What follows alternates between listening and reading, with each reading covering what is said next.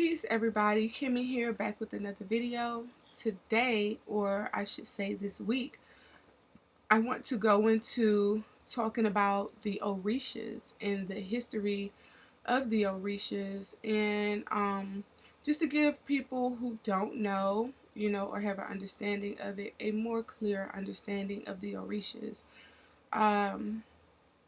But before we go into that, I want to definitely give ashes to these Orishas, just to give honors to them and to assist them, or for them to assist me in doing this video.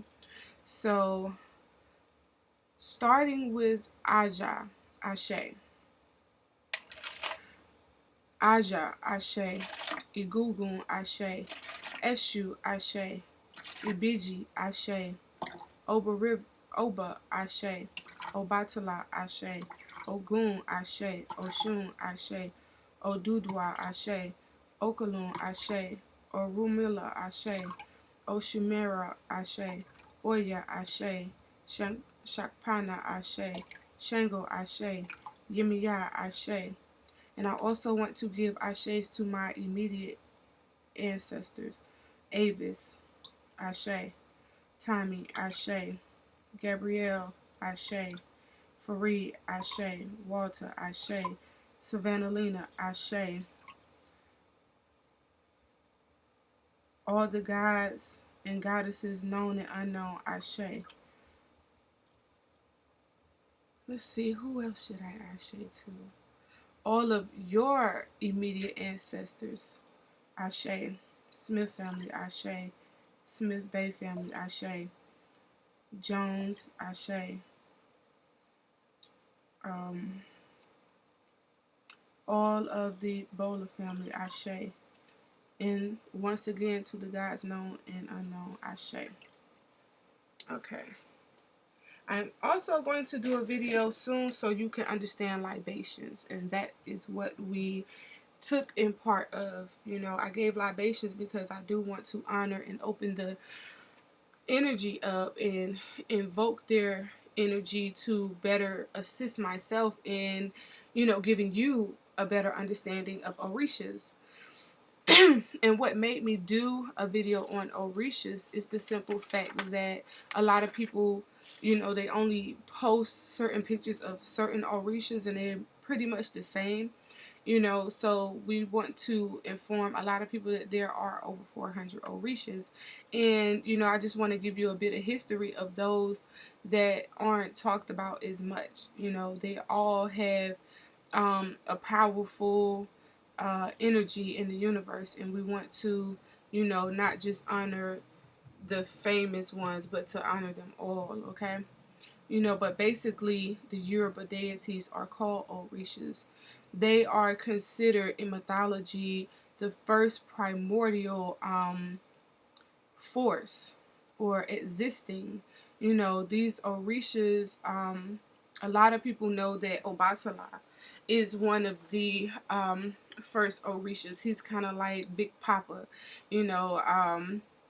He has a sister as well by the name of Odudwa, and they are actually respectively brothers and sisters, and their father is Olorun.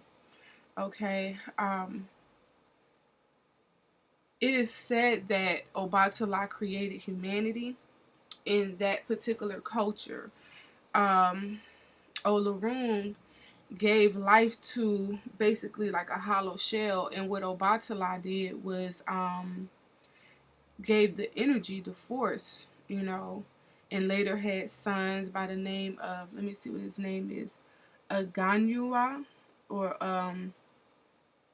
Aganiu, and then there's the famous Yemiya, who had her son Ogun.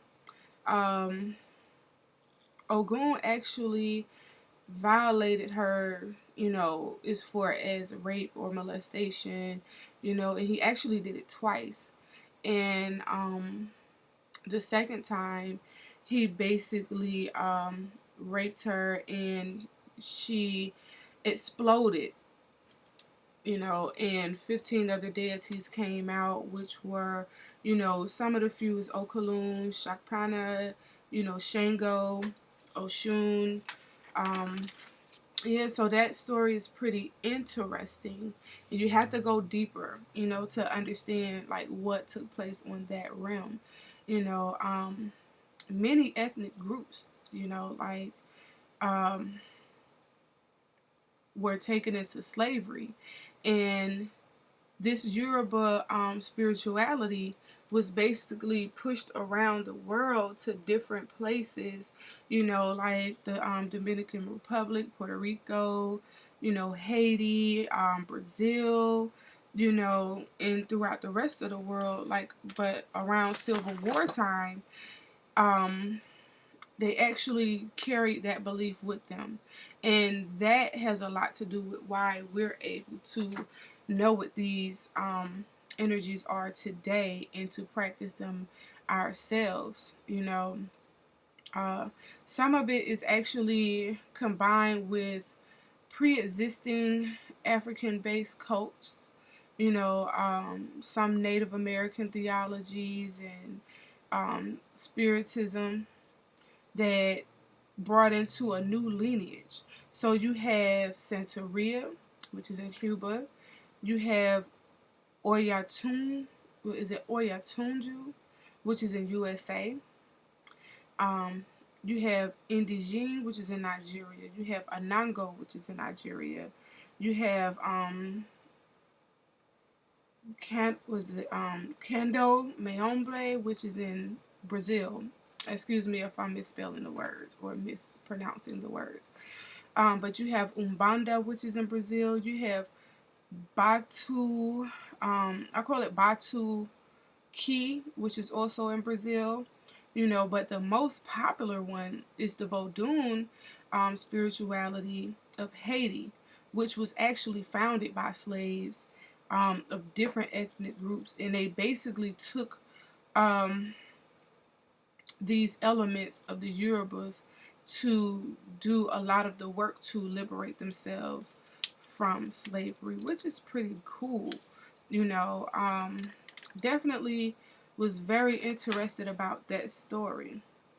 A lot of people don't know about Olodumare. Like he is the creative force that actually drove the establishment of existence and the entire universe. Far as I know, this is a male, but a lot when you go into different spiritual practices pertaining to these Orishas, some of them may come off like as androgynous or be referred to as either male or female. One of the things that you want to look into is to go deeper. And when you study different mythologies and different cultures, you will see that a lot of these Orishas or deities are actually compared to, or really it's the same thing. Like Oshun would be Het Haru, and I mean, she's a popular deity, and the reason why I think she's a popular deity is generally because she is a goddess of love, for one, and mostly she's a goddess of wealth. One thing I just want to inform people when they're working with deities is to take the time to get to know them. Generally because they have like a eerie energy when it comes to dealing with humans, actually. Like, you don't always have to come to a deity just to ask for something or to ask for money. Just get to know them as the spirits that they are. Eventually they will help you. They are deities. They know your heart. They know your spirit. So if you're on some, fugaziness, they're going to pick up on it and they're not going to ever help you. They're just going to look at you crazy, but definitely just give them offerings, give honors to them, you don't have to necessarily worship them, because when you understand that you are a god or a goddess yourself, you won't be worshiping any deities at all. You would be worshiping within yourself, you know, to build yourself up spiritually. You know, this is all I have for today. But like I said, this is going to be a week-long thing because I do want you guys to research. I want you to dig into this information. You know, I know it's new for a lot of you guys. Some of you, I know, maybe adapt when it comes to dealing with Orishas. You know, some people pick their favorite.